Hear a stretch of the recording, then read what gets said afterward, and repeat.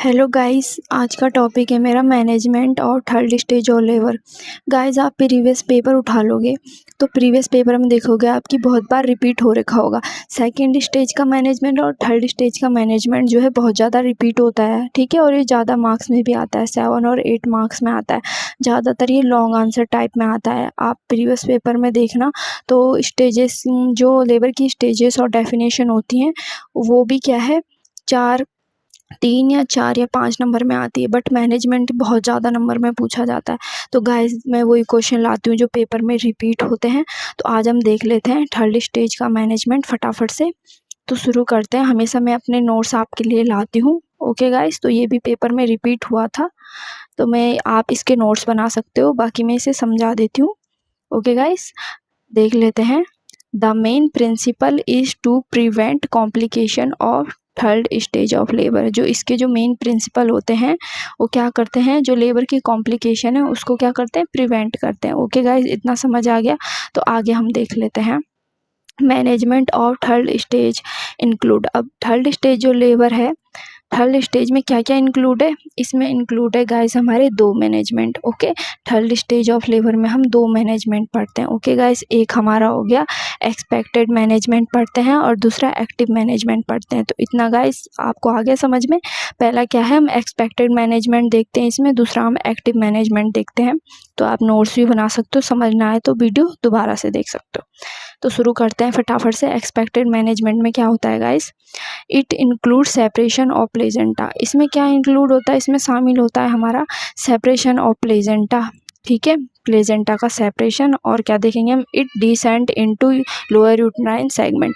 इस पूरी लाइन का सीधा सीधा मतलब ये है कि इसमें क्या होता है कि मदर की जो मैटरनल वॉल होती है उसमें क्या रहता है, उससे क्या है, प्लेजेंटा क्या हो, सेपरेट होता है प्लेजेंटा, ठीक है। और डिसेंट होके कहाँ आ जाता है, जो लोअर यूट्राइन सेगमेंट होता है ना, वहाँ पे आ जाता है, ठीक है। प्लेजेंटा क्या होता है, मैटरनल वॉल से सेपरेट होता है, और डिसेंट यानी कि खिसक कर कहाँ आ जाता है, लोअर यूट्राइन सेगमेंट में। तो ये याद रखना है आपको, लोअर यूट्राइन सेगमेंट में आ जाता है।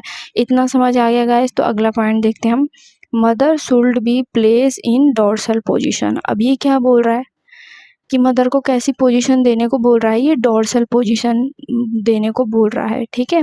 टू नोट, नोट करेंगे क्या, फीचर ऑफ प्लेजेंटा। अब डोर्सल पोजीशन देने के लिए क्यों बोला गया है, इसीलिए बोला गया है नोट करने के लिए फीचर ऑफ प्लेजेंटल सेपरेशन। इस पोजीशन से क्या होता है हम देख सकते हैं।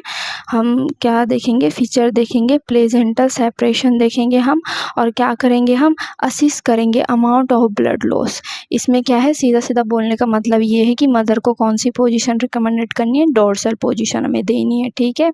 और हमें नोट करना है क्या, प्लेजेंटल सेपरेशन, की प्लेजेंटा का सेपरेशन हुआ है, प्लेजेंटा अलग हुआ है मैटरनल वॉल से की नहीं।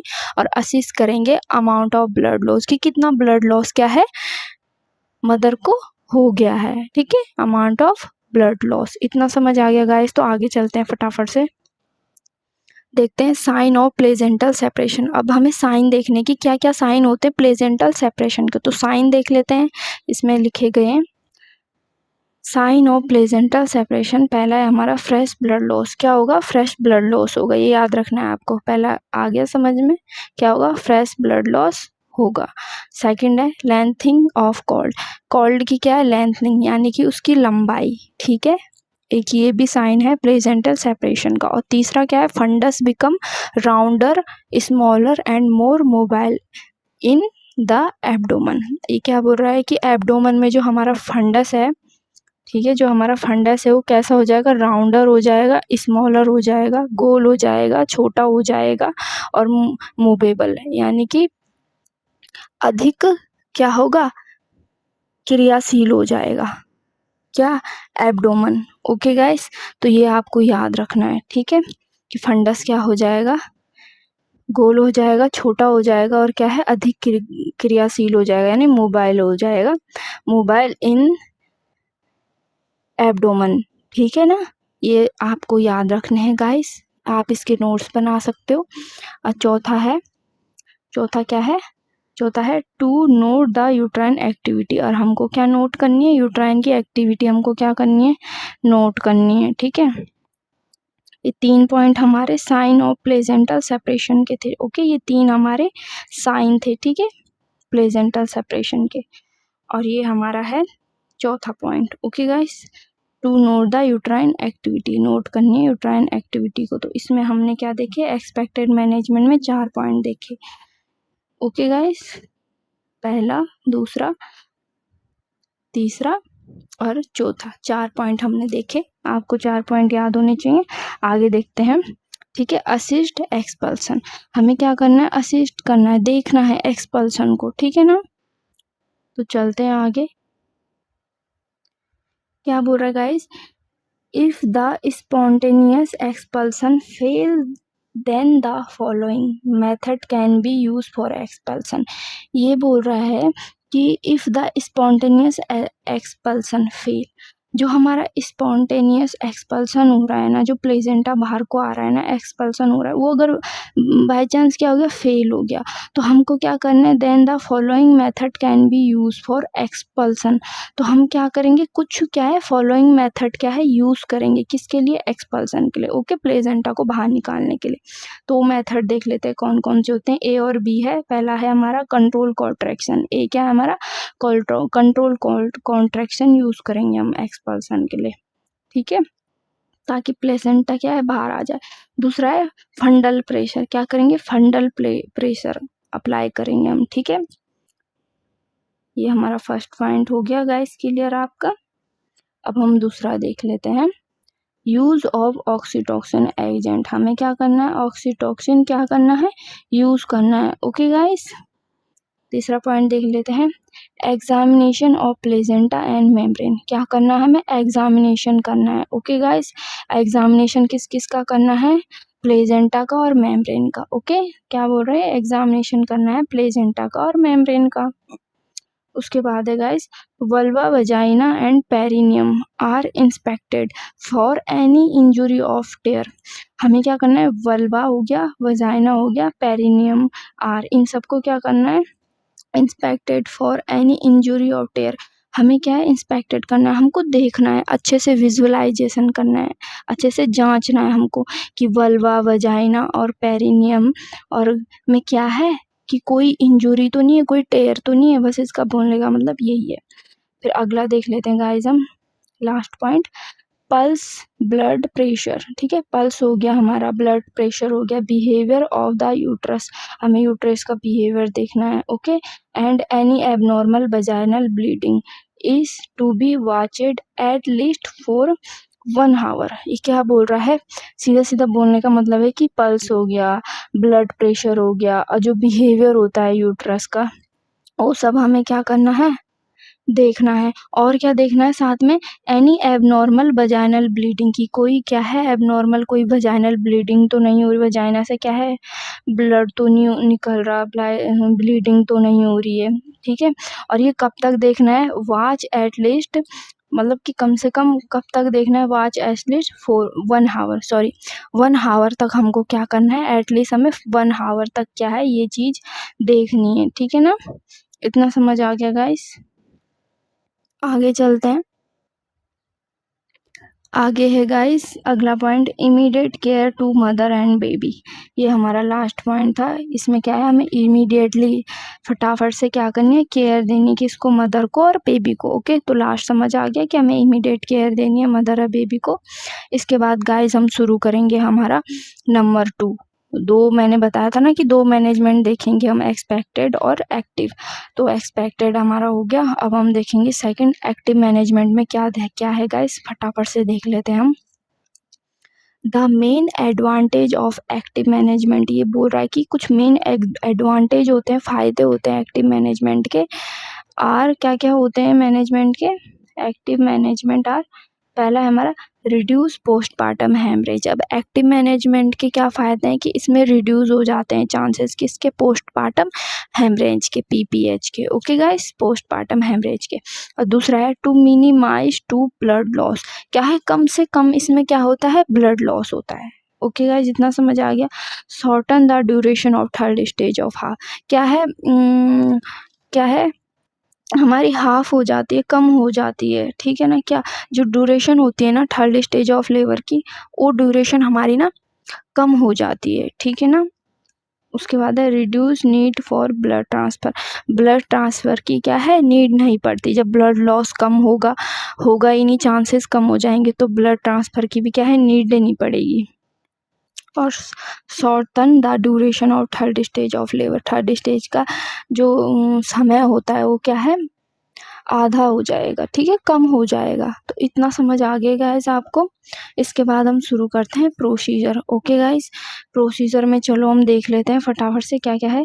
इंजेक्शन क्या है, इर्गोमेट्रिन 0.25 mg। ओके गाइस, आपको ये याद रखना पड़ेगा 0.25 mg और मिथार्जिन 0.2 mg। ओके गाइस, तो ये दोनों इंजेक्शन आपको याद रखने हैं। ओके, इर्गोमेट्रिन कितना देना है, 0.25 mg देना है, ठीक है। और मिथार्जिन कितना देना बोला, ये 0.2 mg देने को बोला है। Okay, given in intravenously. अब कैसे देना है, इंट्रावेनसली देना है, ठीक है। Okay guys, following birth of anterior shoulder. Okay, क्या बोल रहा है ये कि फॉलोइंग द बर्थ ऑफ, जब क्या है एंटीरियर शोल्डर का क्या होगा, बर्थ होगा, उस टाइम पे देना है ये, ठीक है ना। सीधा सीधा बोलने का मतलब ये है, इर्गोमेट्रिन और मिथार्जिन देना है, ठीक है। इर्गोमेट्रिन देना 0.25 mg और मिथार्जिन 0.2 mg देना है। और इंट्रावेनस नहीं देना है, कब, जब बर्थ होगा हमारा एंटीरियर शोल्डर का, उस टाइम पे देने को बोल रहा है ये। तो ये इतना आपको समझ आ गया गाइस। अगला पॉइंट देखें हम, placenta is expelled following the delivery of buttocks. ये बोल रहा है कि प्लेजेंटा इज एक्सपल्ड। प्लेजेंटा कब एक्सपल्ड, मतलब कब बाहर निकलेगा, जब क्या होगा, डिलीवरी हो जाएगी बेबी की बटक्स की। ओके गाइस, इस लाइन का सीधा सीधा मतलब ये है कि प्लेजेंटा तब एक्सपेल आउट होगा जब क्या होगा, फॉलोइंग द डिलीवरी ऑफ बटक, जब जो है डिलीवरी हो जाएगी बटक्स की, ठीक है ना। जब बेबी के बटक्स की डिलीवरी हो जाएगी, उसके बाद क्या है, हमारा प्लेजेंटा एक्सपेल आउट होगा। फिर उसके बाद हम देखते हैं, if placenta is not deliver spontaneously. ये बोल रहा है कि अगर प्लेजेंटा डिलीवर नहीं हुआ, ठीक है, अगर नहीं हुआ तो it should be delivered following control contraction technique. तो ये क्या बोल रहा है कि अगर वो प्लेजेंटा डिलीवर नहीं हुआ स्पॉन्टेनियसली, है ना, क्या है, स्टेप बाय स्टेप जो है क्या है, वो क्या है, प्लेजेंटा डिलीवर नहीं हुआ, तो ये क्या करने को बोल रहा है, it should be deliver following the. तो उसको डिलीवर करने के लिए हमें क्या करेंगे, कंट्रोल कॉन्ट्रैक्शन टेक्निक। ये आपको याद रखना है, ये बहुत इंपॉर्टेंट है, कंट्रोल कॉन्ट्रैक्शन टेक्निक। क्या बोल रहा है, तो इतना समझ आ गया। प्लेजेंटा डिलीवर अगर उस प्लेजेंटा की डिलीवरी नहीं हुई स्पॉन्टेनियसली, है ना, तो हम क्या करेंगे कि उसकी डिलीवरी कराने के लिए हम कौन सी टेक्निक यूज़ करेंगे, कंट्रोल कॉन्ट्रैक्शन टेक्निक। गाइस, तो आपको मेरा समझ आ रहा है तो आप अपनी लैंग्वेज में भी लिख सकते हो, ज़रूरी नहीं आपको ऐसे ही लिखना है, ठीक है। उसके बाद देखते हैं, इफ़ द अटेम्प्ट फेल, अगर क्या है, तभी भी क्या है, फेल हो गया, है ना, तभी भी क्या है, अगर कंट्रोल कॉन्ट्रैक्शन टेक्निक के बाद भी क्या है, हम फेल हो गए, तो क्या बोल रहे हैं, another attempt is made after 2 to 3 minute. 2 से 3 मिनट बाद क्या है, दूसरी बार फिर से हमें कोशिश करनी है, 2 से 3 मिनट बाद हमें दोबारा से कोशिश करनी है, ठीक है। क्या है, Fehling which another attempt is made at 10 minute. अब इसका मतलब क्या है गाइस, मैं बता देती हूँ आपको, सीधा सीधा बोलने का मतलब ये है इसका कि अगर आपकी ना, आपने कंट्रोल कॉन्ट्रैक्शन टेक्निक यूज़ की और वो फेल हो गई, तो ये बोल रहा है उसके फेल हो जाने के बाद ना अनदर अटेम्प्ट हमें दोबारा से कोशिश करनी है, ठीक है। पर कब करनी है, 2 से 3 मिनट बाद करनी है हमें दोबारा से कोशिश। अब ये बोल रहा है कि ये भी अगर फेल हो गया, कि क्या, अगर हमने जो 2 से 3 मिनट बाद जो हमने अनदर अटेम्प्ट किया, जो हमने दोबारा से हमने कोशिश की जो 2 से 3 मिनट बाद, अगर वो भी फेल हो गया, तो विच अनदर अटेम्प्ट, तो हमें एक बार फिर से अटेम्प्ट करना है, ठीक है। और कब, 10 मिनट बाद। तो इतना आपको गाइस समझ आ गया कि पहली बारी में अगर अटेम्प्ट फेल हो गया तो हमें दूसरी बारी में क्या करना है, अटेम्प्ट करना है, 2 से 3 मिनट बाद हमें दोबारा कोशिश करनी है, और वो भी फेल हो गया तो फिर हमें तीसरी बारी दोबारा से कोशिश करनी है, पर उसमें क्या है 10 मिनट बाद रुक के करना है, ठीक है ना। तो गाइस इतना समझ आ गया। लास्ट देखेंगे, if still fails manual remover is to be done. अगर क्या है ये भी फेल हो गया तो लास्ट हमारे पास क्या चांसेस रहेगा, सिर्फ मैनुअल रिमूवर करने का। ओके गाइस, फिर हमें मैनुअल रिमूवल करना पड़ेगा। ओके ना गाइस, तो इतना आपको समझ आ गया ना ये दोनों लाइन, कि अगर फर्स्ट अटैम्प्ट फेल होगा तो उसके बाद 2 से 3 मिनट रुक के दूसरा अटैम्प्ट हमें दोबारा से कोशिश करनी है, वो भी फेल हो गया तो दोबारा से कोशिश करनी है 10 मिनट बाद रुक के। और लास्ट था कि हम ये भी फेल हो जाएगा तो मैनुअल रिमूवर करना है। लास्ट चारा हम पे यही है। तो गाइस अब हम देख लेंगे, एक चार्ट देखेंगे गाइस। मैं आपको एक चीज़ बोलना चाहती हूँ कि जो मैंने आपको ये प्रोसीजर बताया, तो इस प्रोसीजर में जो ये छोटी सी मैंने थ्योरी आपको जो ये कुछ पॉइंट बताए, अगर आप ये भी नहीं लिखते हो, इन पॉइंटों को भी नहीं लिखते हो, सिर्फ आप ये चार्ट बना देते हो ना पेपर में, तो आपको बहुत अच्छे नंबर गेन हो जाएंगे, क्योंकि ये चार्ट बहुत इंपॉर्टेंट है। इस चार्ट सिर्फ आप इस चार्ट को भी बना दोगे ना तो भी आपको क्या है अच्छे मार्क्स मिल जाएंगे, क्योंकि इस चार्ट में क्या है प्रॉपरली समझाया गया है। ओके गाइस, तो ये चार्ट आप बना दोगे तो आप एक अच्छे नंबर गेन कर सकते हो। मैं आपको देखो बता देती हूँ, डिलीवरी ऑफ द बेबी से शुरू करेंगे हम ये चार्ट। ओके, डिलीवरी, जब डिलीवरी हो जाती है बेबी की, ओके, तो उसके बाद इसमें क्या है स्टेप बाय स्टेप करके बता रखा है चार्ट में कि कैसे कैसे प्लेजेंटा की क्या होगी, प्लेजेंटा बाहर आएगा। तो डिलीवरी ऑफ द बेबी, जब डिलीवरी हो जाती है बेबी की तो उसके बाद क्या करते हैं हम, clamp, divide and ligate the cord. Cord को क्या करते हैं हम कट कर देते हैं, डिवाइड कर देते हैं, लाइगेट मतलब अलग कर देते हैं। ओके ना, कॉर्ड को क्या करें, clamp, divide, ligate the cut, अलग कर देंगे, तो क्या है काट देंगे। उसके बाद गाइस क्या है, इसके बाद देखा जाएगा, इसके बाद पहला हम देखेंगे इधर एक्सपेक्टेड मैनेजमेंट और इधर देखेंगे हम एक्टिव मैनेजमेंट। ओके गाइस, तो इधर देख लेते हैं क्या एक्सपेक्टेड मैनेजमेंट में क्या है, कैथेटराइज ब्लेडर, हम कैथेटराइजेशन करेंगे ब्लेडर में, ठीक है, कैथेटर लगाएंगे मदर का, गॉड फंडस, ठीक है, फंडस को क्या करेंगे, गॉड फंडस। ये पॉइंट आपको याद रखना है। ओके, 3 पॉइंट है गाइस, तो इनको याद रखना है। Wait for spontaneous separation of placenta, हमें वेट करना है, इंतजार करना है कि स्पॉन्टेनियस मतलब अपने आप से क्या हो, सेपरेट हो जाए प्लेजेंटा धीरे धीरे करके। ओके गाइस, तो ये पॉइंट आपको याद रखना है, कैथेटराइज करना है ब्लेडर को, गॉड करना है फंडस, और तीसरा है wait for spontaneous separation of placenta, कि वो खुद से क्या है सेपरेट हो जाए। ये 3 पॉइंट इसमें याद करने हैं गाइस आपको।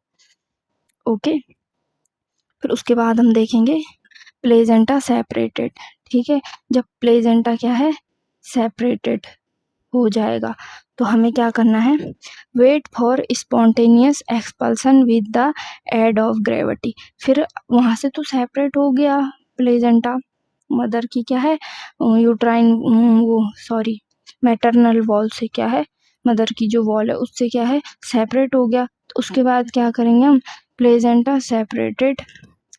सेपरेटेड में देखेंगे। उसके बाद हम देखेंगे क्या है, जब सेपरेट हो जाएगा प्लेजेंटा तो उसके बाद हम देखेंगे। Okay guys, wait for spontaneous expulsion with the aid of gravity, मतलब वो अपने आप एक्सपेल आउट आ जाए, मतलब प्लेजेंटा अपने आप से क्या है बाहर आ जाए ग्रेविटी के थ्रू। हमें इस ये इंतजार करना है, ठीक है, ये वेट करना है कि वो अपने आप क्या है बाहर आ जाए ग्रेविटी के थ्रू। अगर ये क्या हो गया, फेल हो गया, बाय चांस ये फेल हो गया तो क्या करेंगे हम, असिस्टेड एक्सपल्सन। तो हम क्या करेंगे, असिस्ट करेंगे किसको, एक्सपल्सन को, ठीक है। क्या क्या करेंगे, पहला है गाइस ये एरो लगाएंगे। ओके, पहला क्या करेंगे, इंजेक्शन देंगे ऑक्सीटॉक्सिन, कितना देंगे 5 to 10 यूनिट, 5 to 10 यूनिट देंगे आईवी। क्या देंगे हम, इंजेक्शन देंगे ऑक्सीटॉक्सिन 5 to 10 यूनिट देंगे आईवी देंगे, ठीक है। और क्या देंगे, मिथार्जिन देंगे 0.2 mg, क्या देंगे IM देंगे। तो ये समझ आ गया, इंजेक्शन देंगे ऑक्सीटॉक्सिन देंगे 5 to 10 यूनिट देंगे, पर क्या देंगे आईवी देंगे, मिथार्जिन देंगे 2.0 mg देंगे, पर ये क्या देंगे IM देंगे, ठीक है। इंट्रामस्कुलर देंगे। फिर इसमें दूसरा है, ओके गाइस, आप भी मेरे जैसा चार्ट बना लेना same to same. Examine placenta और मेम्ब्रेन, फिर उसके बाद क्या करेंगे, एग्जामिन करेंगे, देखेंगे प्लेजेंटा और मेम्ब्रेन को। और ये तीसरा है हमारा, इंस्पेक्ट करेंगे वल्वा को, वजाइना को, पेरिनियम को। हमें इंस्पेक्ट करना है, जांचना है, देखना है, किसको, वल्वा को देखना है, वजाइना को देखना है, पेरिनियम को देखना है। ओके गाइस, तो इतना आप बना लेना। बाकी मैं दूसरा आपको बता देती हूँ फटाफट से, जो मैंने लिखा हुआ है। IV क्या है ये, हाँ, ergometrine already given with delivery of the anterior shoulder. ये बोल रहा है एर्गोमेट्रिन जो है हमने IV दे दिया है, ठीक है, already given in delivery of the anterior shoulder. जब बेबी का जो है एंटीरियर शोल्डर की डिलीवरी हो रही थी ना, तो हमने क्या है, IV दे दिया है, ठीक है। एरिगोमेट्रिन हमने दे दिया, कैसा दिया हमने, एरिगोमेट्रिन हमने कैसा दिया, IV दिया है, ठीक है। और एरिगोमेट्रिन गाइस 0.25 mg देना है हमने। ये हमने प्रोसीजर में पहले भी पढ़ा था, पॉइंट जो मैंने पढ़ाए थे आपको प्रोसीजर में, उसमें ऑलरेडी बता रखा था, ठीक है। एरिगोमेट्रिन क्या है, हमने 0.25 mg दिया है IV, ठीक है। जब क्या है डिलीवरी हो जाती है एंटीरियर शोल्डर की बेबी की। फिर हम उसके बाद देखेंगे, to delivery the placenta by control contraction soon after the delivery of baby. ये क्या बोल रहा कि soon after the delivery of baby, जैसे ही बेबी की डिलीवरी हो जाएगी उसके तुरंत बाद क्या करना है हमें, क्या है, प्लेजेंटा की डिलीवरी करने के लिए ना कंट्रोल कॉन्ट्रैक्शन, जो टेक्निक मैंने बताई थी ना प्रोसीजर में आपको, जो हम पॉइंट पढ़ रहे थे, कंट्रोल कॉन्ट्रैक्शन टेक्निक क्या है, हमें अप्लाई करनी है यहाँ पे, ठीक है। प्लेजेंटा की डिलीवरी के लिए कंट्रोल कॉन्ट्रैक्शन क्या है, टेक्निक हमें यूज़ करनी है, ठीक है, बेबी की डिलीवरी होने के तुरंत बाद। और अगर ये फेल हो जाता है तो हम क्या करेंगे, फेल हो जाता है तो क्या करेंगे, रिपीट आफ्टर 2 to 3 मिनट, ठीक है। हमें दोबारा से रिपीट करना है 2 से 3 मिनट बाद इसको, ठीक है ना। फिर उसके बाद ये फेल हो जाता है फिर से, तो फिर हम क्या करेंगे, वेट करेंगे 10 मिनट वेट, हमें जो है 10 मिनट वेट करना है। उसके बाद क्या करना है, रिपीट प्रोसीजर, हमें वही प्रोसीजर रिपीट करना है, ठीक है। और बाय चांस अगर फिर फेल हो जाता है, फिर से फेल हो जाता है, तो क्या करना है, मैनुअल रिमूवर। तो आखिर में हमारे पास एक ही चारा रहेगा, क्या, मैनुअल रिमूवर करने का। तो गाइस मैंने जो चार्ट बनाया था वो मैंने आपको पढ़ के बता दिया सारा, ठीक है, और समझा भी दिया मैंने क्या क्या लिखा हुआ। तो ये चार्ट आप बना लेना, इससे आप अच्छे नंबर गेन कर सकते हो। ओके गाइस, तो ये चार्ट मैं एक बार फिर से आपको दिखा देती हूँ।